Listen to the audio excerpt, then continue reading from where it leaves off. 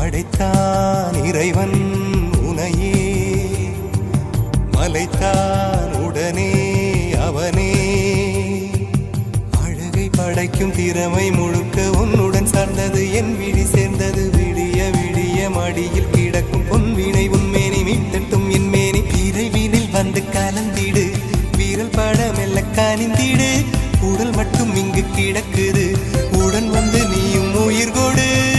பல்லவன் சிற்பிகள் அன்று பண்ணிய சிற்பத்தில் ஒன்று